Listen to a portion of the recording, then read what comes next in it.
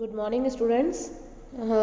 हम लोग जो है चैप्टर कर रहे थे traders kings and pilgrims and we have done part 1 and I have also uploaded on the YouTube and I hope you have seen the video which I have uploaded on the YouTube.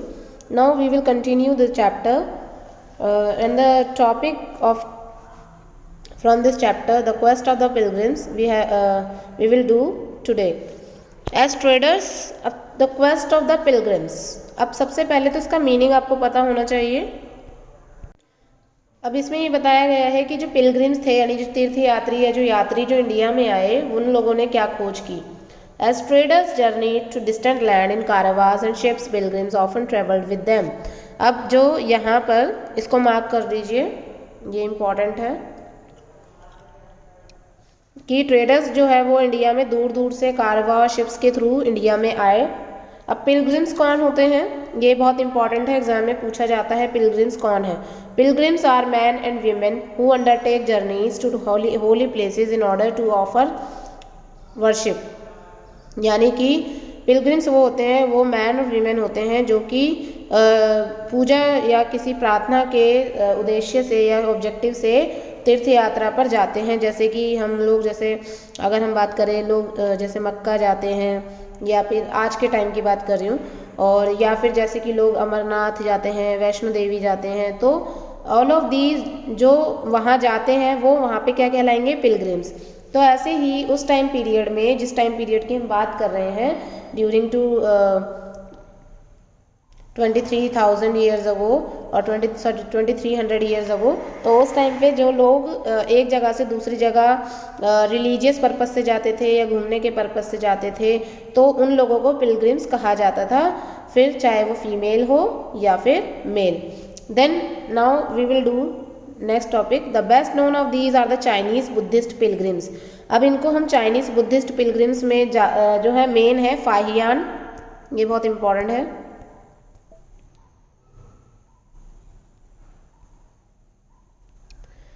Fahian, who came to the subcontinent after about 1600 years ago. Xuanzang 1400 years ago. And Itzing Hindi में या English में आई king बोलते हैं, ये 50 years after Xuanzang. इसके बाद है, they came to visit places associated with the life of the Buddha as well as famous monasteries. अब इसके बारे में क्या बताया गया है कि इंडिया में चाइनीज़ बुद्धिस्ट पिलग्रिम्स थे फाहियान, जुआनजांग. मैं बता देती हूँ आपको, फाहियान, जुआनजांग, यहाँ पे नाम भी लिखे हैं. उसके बाद है आई किंग. ठीक है, ये तीन जो है ये आए, और इन तीनों ने, जैसे कि जुआनजांग आए 1600 साल पहले, फाहियान आए 1600 साल पहले, उसके बाद जुआनजांग आए उनके मतलब 1400 साल पहले, यानी कि उनके 200 साल बाद आए. उसके बाद जुआनजांग आए 50 ईयर्स बाद, यानी जुआनजांग जब आए तो उसके बाद यानी कि 1600 साल पहले आए थे, तो ये आए होंगे 1550 1550 साल पहले. They came to visit places associated with the life of the Buddha. ये लोग किस जगह पर गए, जो कि बुद्धा की लाइफ से जुड़ी हुई थी, फेमस मोनास्ट्रीज में. मोनास्ट्रीज होती हैं बच्चों जहाँ पर बुद्धा या महात्मा बुद्ध को फॉलो करने वाले जो मॉन्क्स हैं वो रहा करते हैं. ठीक है, each of these pilgrims left an account of his journey. और हर एक पिलग्रिम जो था, चाहे वो फाहियान थे, चाहे वो जुआनजांग थे, चाहे वो आई किंग थे, इन लोगों ने अपने कुछ अकाउंट यहाँ पर छोड़े. यानी कि उन्होंने जो जो चीज़ें उनके टाइम पीरियड में देखी, जो भी किंग यहाँ पर थे जिस टाइम पीरियड में वो आए, उनके बारे में लिखा अपनी जर्नी के को लेकर, और यहाँ पर वो उसको लिखकर अकाउंट को छोड़ गए. They wrote of the dangers they encountered on their travels which often took years often of the countries and the monasteries that they visited and the books they carried back with them. और उन्होंने ये बताया कि उनके लिए बहुत tough था कि एक जगह से दूसरी जगह ट्रैवल करना उस टाइम पीरियड में, और उस टाइम में जो है उन्होंने बहुत सारी बुक्स जो लिखी थी वो डैमेज भी हो गई थी. मोनास्ट्रीज जो है उन्होंने विजिट की थी, उसके बारे में लिखी किताबें वगैरह. ठीक है, how Fahien return to China. अब फाहियान जो है ये इम्पॉर्टेंट है, ये पूछा जाता है कि फाहियान जो है वो कहाँ से बंगाल आया. Journey back home from Bengal. Bengal से शुरू की। ही बोर्डेड यानी जब वो इंडिया में आया और जब यहाँ से वापस जा रहा था तो बंगाल वाले रास्ते से वो वापस गया चाइना की तरफ, यानी कि suppose this is India's map और ये बे ऑफ बंगाल है यहाँ पर, बे ऑफ वेट। सपोज यहाँ बताती हूँ,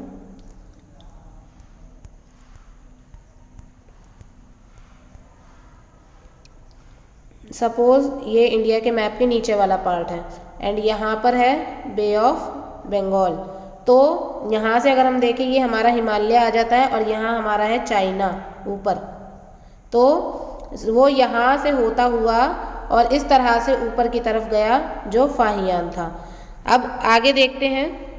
He boarded a ship belonging to some merchants. They had barely traveled for 2 days when they were caught in a storm. अब क्या हुआ, जब वो अपने घर वापस जा रहा था चाइना की तरफ तो बहुत तूफान आया और उसमें क्या हुआ, उसने जो बुक्स थी और बुद्धा की जो स्टैचू जो उसने कलेक्ट की थी इंडिया से, वो finally the storm subsided after 13 days. और वो 13 दिन का स्टॉर्म जो चला उसमें उसको बड़ी प्रॉब्लम हुई अपने घर तक पहुंचने में। और उसमें क्या हुआ कि जो बुक्स जो थी वो उसकी वहाँ पर डैमेज भी हो गई, बहुत सारी जो किताबें थी जो वो इंडिया से लेकर गया था। And it took him more than 90 days to reach Java, और इंडोनेशिया तक पहुँचने में उसे 90 दिन लग गए। He halted for 5 month before boarding another merchant ship that took him to China. और 5 महीने बाद, 5 महीने से पहले वो दूसरे मतलब जो शिप में बैठा जो चाइना तक उसे पहुंचा सकता था और इस तरह से वो अपने घर पहुंचा। लेकिन इस दौरान क्या हुआ, जो उसने बहुत सारी स्टैचूज़ और बुद्धा की जो बुक्स वगैरह थी वो स्टॉर्म की वजह से बहुत सारी डैमेज भी हो गई थी। Xuanzang who took the land route back to China through the north west and central Asia. अब देखो फाहियान जो है वो कहाँ से गया था, बे ऑफ बंगाल की तरफ से। अब जो ज़ुआनज़ैंग है वो सेंट्रल एशिया नॉर्थ वेस्ट से होकर चाइना की तरफ जाएगा। कैसे जाएगा वो बताती हूँ मैं आप लोगों को।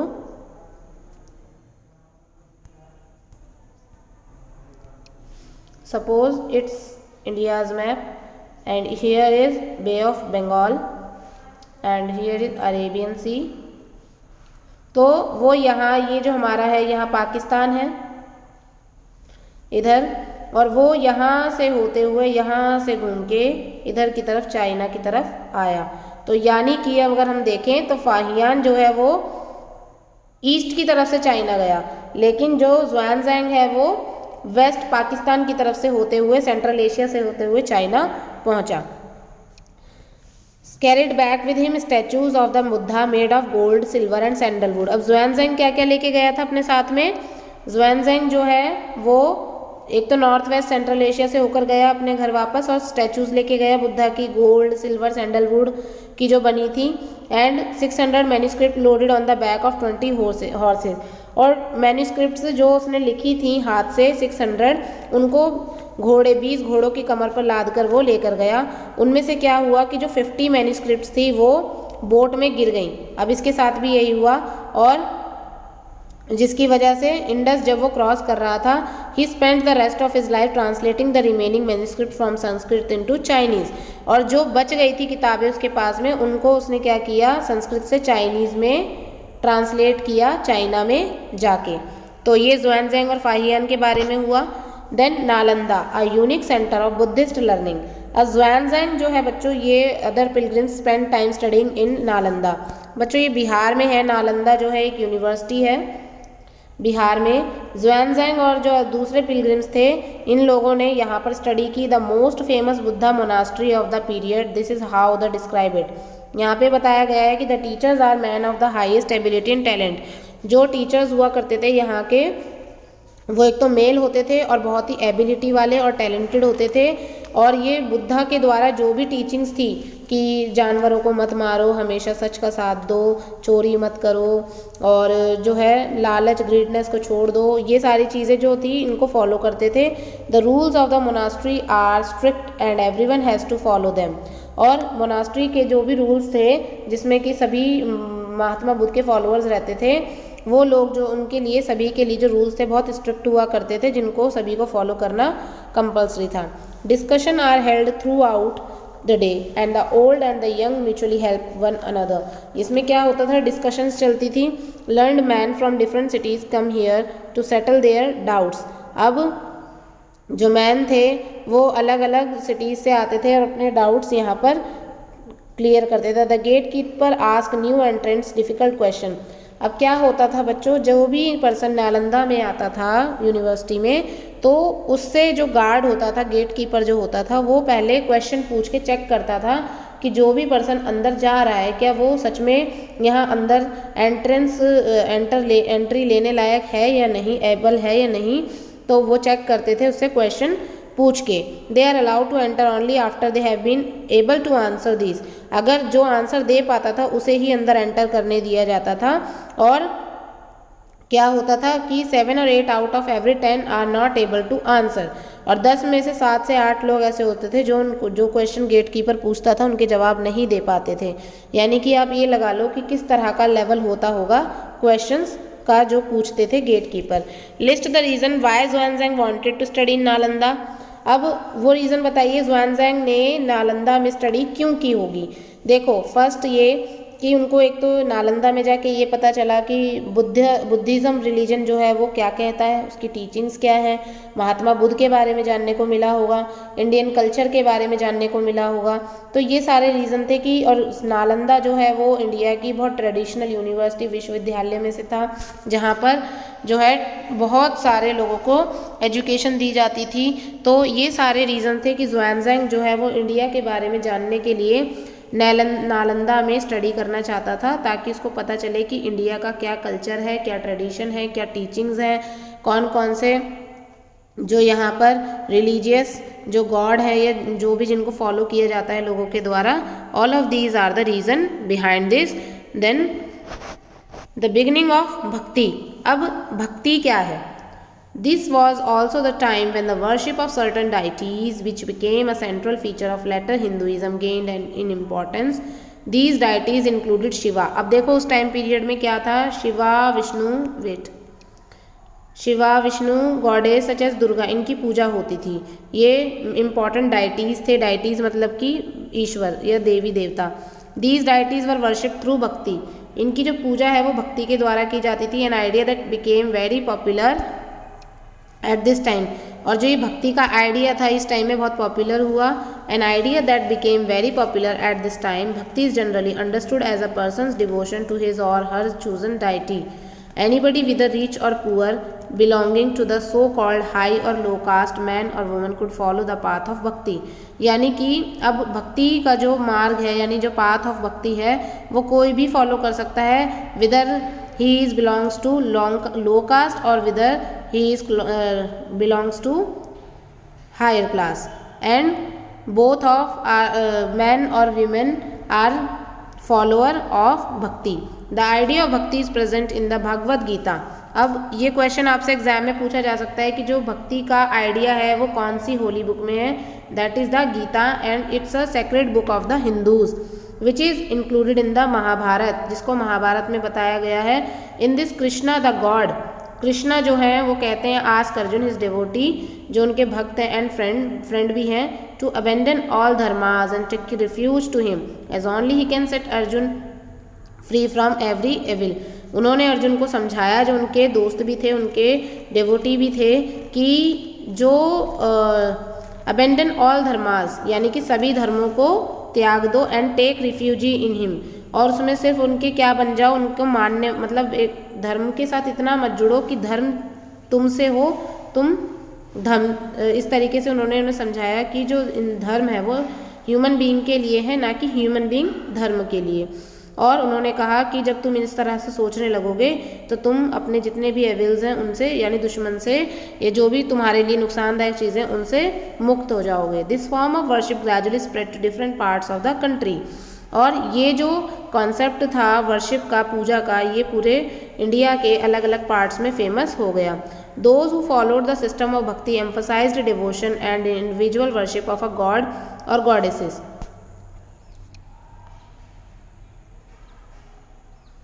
rather than the performance of elaborate sacrifices. ठीक है, according to their system of belief. If a devotee worship the chosen deity with a pure heart, the deity will appear in the form in which he or she may desire. So the deity could be thought of as a human being, lion, tree or any other form. अब क्या था बच्चों, जो भक्ति का concept आया, इसमें ज़रूरी नहीं था कि ह्यूमन बीइंग की स्कल्पचर बना के ही उसकी ही पूजा की जाए। उस टाइम पीरियड में चाहे वो ट्री हो, लॉयन हो, या फिर कोई भी फॉर्म, या फिर मान लो लॉयन, ट्री या फिर किसी ह्यूमन बीइंग के रूप में जो है ईश्वर की भक्ति की जाती थी। जैसे कि आप देखते हो आज के टाइम में भी बहुत सारे ट्रीज़ हैं, लाइक जैसे कि पीपल का जो पेड़ है या फिर बनाना ट्री है, उसकी पूजा होती है। और जैसे कि आपने देखा होगा जो दुर्गा माँ है उनको शेर पर दिखाया जाता है, तो शेर की भी पूजा होती है। और इस तरीके से, और ह्यूमन बीइंग के रूप में तो आपको पता ही है उनको दिखाया जाता है। तो जैसे दुर्गा माँ है तो उनको एज अ फीमेल उनको दिखाया जाता है, पूरा उनको फीमेल की तरह कपड़े पहना के। अगर मेल है जैसे विष्णु है, शिव है, तो उनको मेल के तरीके से दिखाया जाता है। तो इस तरीके से भक्ति जो है, भक्ति के आइडिया को इस तरीके से रिफ्लेक्ट किया जा रहा था human being, lion, tree and any other form के द्वारा। Once this idea gain acceptance, artist made beautiful images and deities. और जब ये चीज़ जो आर्टिस्ट है उनको पता चली कि लोग इस तरीके से भगवानों को देखना चाहते हैं, तो उन्होंने भगवानों की, ईश्वर की अलग अलग तरीके से, इस तरीके से उन्होंने दिखाया अलग अलग तरीके से। अब भक्ति, अब ये भी इम्पॉर्टेंट है बच्चों, ये आता है क्वेश्चन। भक्ति जो वर्ड है वो संस्कृत के भज वर्ड से आया, जिसका मतलब होता है टू डिवाइड, यानी कि बांटना या शेयर करना। This suggest N intimate two way relationships between the deity and the devotee. ये एक ऐसा रिलेशन है जो कि डाइटी और डेवोटी यानी कि देवी देवता और भक्त के बीच का एक रिलेशन है। भक्ति इज डायरेक्टेड टूवर्ड भागवत। भक्ति जो है वो भागवत को दिखाता है, which is often translated as god, जो कि ईश्वर से जुड़ा है। But also means one who possesses and share bhaga, literally good fortune और ब्लिस। यानी कि भगा वर्ड जो है वो यहाँ पर जो है गुड फॉर्चून यानी कि एक ब्लेसिंग के द्वारा दिखाया गया है। The devotee known as the bhakta, devotee को भक्त के रूप में दिखाया गया, और भागवता को shares his or her chosen deities भाग, यानी कि जो डेवोटी है वो भक्त है और वो अपने देवता को किसी भी रूप में देख सकता है या उसे जो है फॉलो कर सकता है। अब पोयम बाय अ भक्त, इसको आप लोग देख लेना एक बार। इसमें बस ये इम्पोर्टेंट है, इसमें ये इम्पोर्टेंट है कि अपार वॉज अ वेल्लाला, ये मैंने आपको वेल्लार और ये पढ़ाए थे, वही बताया हुआ है। और बस ये इम्पॉर्टेंट है, इसमें कुछ ज़्यादा इम्पॉर्टेंट नहीं है इस वाले पैराग्राफ में। फिर because the deities were special these images of the deity were often placed within special homes, places that we describe as temples.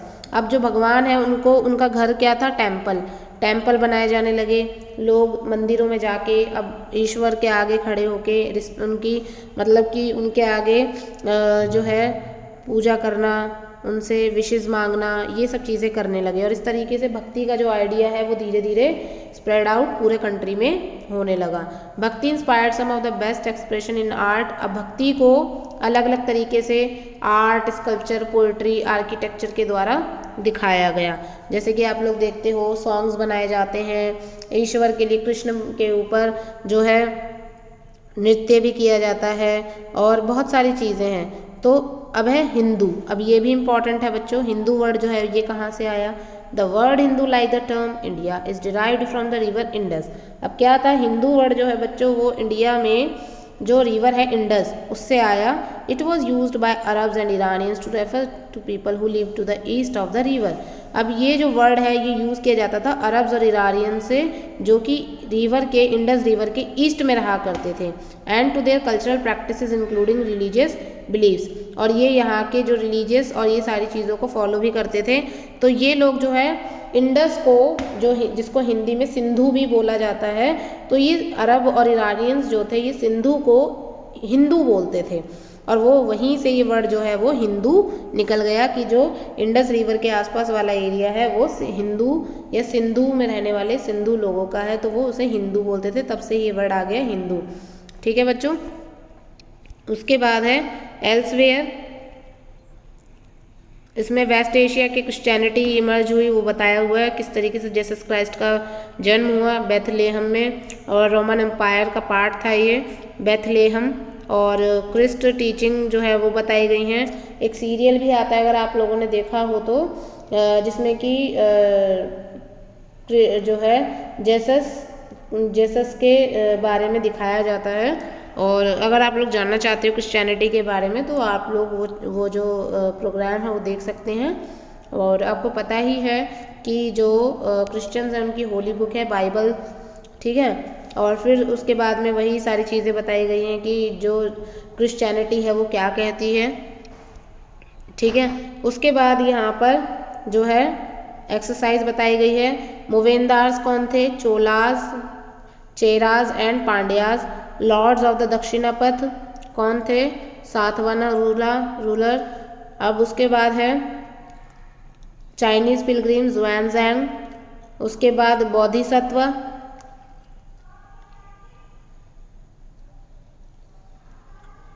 अश्वघोष, Buddhacharita, bodhisattva, Mahayana Buddhism, ठीक है। तो ये चीज़ें थी। उसके बाद क्वेश्चन है व्हाई डिड किंग्स, इसके मैं क्वेश्चन आंसर्स आप लोगों को भेज दूंगी और सभी बच्चों को ये वीडियो पूरा देखना है। इसके नेक्स्ट चैप्टर का वीडियो भी मैं बना के डाल दूंगी, और अभी आप लोग इस वीडियो को देखेंगे और इससे पहले वाला वीडियो भी सभी को देखना है। और मैं आप लोगों से अभी क्लास में जो पार्ट 1 है उसके बारे में क्वेश्चंस पूछूंगी। Thank you so much and आप लोग ये वीडियो देखिए और इसके नोट्स भी मैं भेज दूंगी आप लोगों को। Have a nice day to all of you.